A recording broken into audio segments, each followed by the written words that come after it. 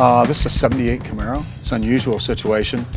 This gentleman has 2 daughters and 2 Camaros that he's building for his daughters. And this is one of the daughter's cars. He's done the engine and everything. She's got pink racing stripes on it. Not my flavor, but great for a girl. He's brought it to us. We redid the interior, the seats and some stuff for it. But he went to go to put it in. He found out he had a bunch of bad metal in the floor.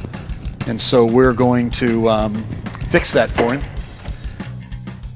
He pulled the carpet back and half the floor came with it, as you can see, you know, just massive holes in it. And so he wanted something safer for his daughter, didn't really want her foot going through the floor. So we got all the bad stuff cut out. We're welding in new front pans. Driver's side was a bit worse. We had to do a rear section also. But we're getting it wrapped up and just a little bit more welding and cleaning up, and then we'll be able to get it back to the customer.